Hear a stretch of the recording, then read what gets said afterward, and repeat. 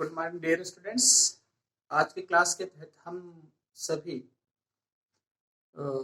Narration से related चीजें सीखेंगे। नरेशन का मतलब होता है डायरेक्ट एंड इनडायरेक्ट। तो इसमें बेसिकली हम बेसिक चीजों को ही लेकर के आप लोगों को कुछ चीज बता रहे हैं, जिसमें कि हम आप लोगों को रूल्स हमारा होगा टेंस चेंज का। ठीक है, कि डायरेक्ट इनडायरेक्ट में हम किस तरीके से टेंस की चेंजिंग करते हैं। तो इसके पहले आपको नरेशन के बारे में बताया गया है। नरेशन का मतलब होता है किसी की सुनी हुई बात को या किसी की पढ़ी हुई बात को हम उसको कोट करके ना बोल करके उसको अपने शब्दों में एक्सप्लेन करके बोलते हैं, उसी को नरेशन कहा जाता है। अर्थात तो नरेशन दो तरीके का होता है, एक डायरेक्ट स्पीच होता है, एक इनडायरेक्ट स्पीच होता है। ठीक, तो इसमें आज हम डायरेक्ट स्पीच से इनडायरेक्ट स्पीच आप लोगों को बनाना बता रहे हैं। तो किस तरीके से हम डायरेक्ट स्पीच को इनडायरेक्ट स्पीच में चेंज करेंगे, यही आपको देखना है। और इसमें बेसिकली जो रूल्स है वो rules of tense changing, rules of tense changing या टेंस चेंज कर लीजिए। चलिए,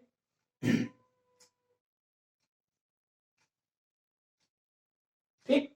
अब इसमें आपका रूल फर्स्ट है, जो आपको हम बता रहे हैं उसको आप लोगों को ध्यान में रखना है कि अगर हम कहते हैं if reporting verb, if reporting verb is in present or future tense, present or future tense, the tense of reported speech, the tense of reported speech is not changed। देखिए, हम पहला रूल, एक रूल का जिक्र कर रहे हैं आज की वीडियो में। आप लोगों को एकदम सिंपल सा रूल है। हम कहते हैं कि रूल्स है आपका टेंस चेंजिंग का। इसमें क्या है कि हम कहते हैं कि इसमें अगर हमारा रिपोर्टिंग वर्ब का टेंस प्रेजेंट अथवा फ्यूचर में है तो रिपोर्टेड स्पीच का टेंस किसी में भी होगा, उसमें कोई परिवर्तन नहीं होगा। ये आपका पहला रूल है। तो ऑनलाइन क्लास का यही माध्यम है कि ऑनलाइन क्लास में आपको जो चीज बताई जाए वो आपको तत्काल याद भी हो जानी चाहिए, तत्काल लर्न हो जानी चाहिए, और उसके बाद उससे रिलेटेड एक्सरसाइज आपको करनी है। अब आपको पता हो गया नरेशन में हम रूल्स चेंजिंग बता रहे हैं। रूल्स चेंजिंग में हम ये बता रहे हैं कि हमारा रिपोर्टेड स्पीच का टेंस किस तरीके से चेंज होता है, ये आपको ध्यान में रखना है। ठीक, अब देखिए, मान लीजिए हमने कहा रिपोर्टिंग वर्ब, हमने यहां पर लिख दिया, मान लीजिए एक सेंटेंस हमने लिखा अमन सेज टू मी। ध्यान दीजिएगा, अमन सेज टू मी लिखा गया, इसको हमने कामा इन्वर्टेड कामा में लिखा। यहीं पर हमने लिखा Radha will say to me. दो चीजें देखिए, एक पार्ट आपका रिपोर्टिंग वर्ब है, एक पहला सेंटेंस है, एक दूसरा सेंटेंस है, एकदम क्लियरली है, पहला सेंटेंस और दूसरा सेंटेंस। रूल हमारा कह रहा है अगर रिपोर्टिंग वर्ब हमारा प्रेजेंट में हो या फ्यूचर में हो। देखिए, यहाँ सेज लिखा है, ये प्रेजेंट में है, यहाँ विल से लिखा है, ये फ्यूचर में है। इसी का रूल हम आपको बता रहे हैं। और इसके बाद हम कह रहे हैं रिपोर्टेड स्पीच हमारा किसी भी टेंस में होगा, उसमें कोई परिवर्तन नहीं होगा। चलिए, हमने यहां पर लिख लिया। यहां पर हमने लिखा अनुज सिंग्स अ सॉन्ग। ध्यान दीजिएगा, फुल स्टॉप लगाया, इन्वर्टेड कॉमा क्लोज कर दिया। यहां पर हमने लिखा था अमन सेज टू मी, इसको हमने चेंज कर दिया, मतलब एक जो हमारा रिपोर्टेड स्पीच है Anuj says to Anuj sings a song. ठीक, ये क्लियर है आपका कि ये रिपोर्टेड स्पीच है क्योंकि इन्वर्टेड कॉमा के अंदर है। और ये देखिए, यहां पर हमने लिखा और यहां पर हमने दूसरा लिखा, यहां पर हमने लिखा प्रिया, ठीक है, cooked food, full stop, inverted comma close हो गया, प्रिया कुक्ड फूड। अब देखिए, दोनों को हमको इनडायरेक्ट में चेंज करना है। अब यहां आपको क्लियर हो जाना चाहिए, एक हमारा डायरेक्ट स्पीच में दोनों ये सेंटेंस हमारे डायरेक्ट स्पीच में है, चूंकि इसमें कामा और इन्वर्टेड कामा चेंज किया गया है, मतलब लगाया गया है। ये हमारा रिपोर्टिंग वर्ब है, ये हमारा रिपोर्टिंग वर्ब है। इन्वर्टेड कामा के अंदर की चीज हमारी क्या है, रिपोर्टेड स्पीच की। इन दोनों को हमको इनडायरेक्ट में चेंज करना है, तो इनडायरेक्ट में चेंज करने के लिए अब हम रूल का प्रयोग करते हैं। रूल में हम चूंकि टेंस चेंज बता रहे हैं कि अगर हमारा रिपोर्टिंग वर्ब प्रेजेंट या फ्यूचर में होगा तो रिपोर्टेड स्पीच के टेंस में कोई परिवर्तन नहीं होगा। ये पूरी तरीके से क्लियर है आपका।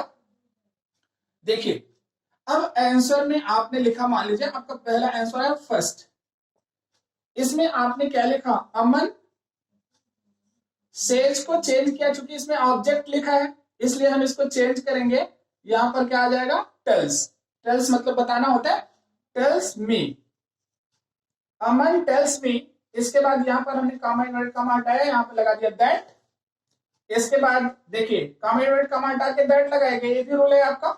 यहां पर अब हमने अनुज लिख लिया, अनुज को कैपिटल लेटर से लिखेंगे।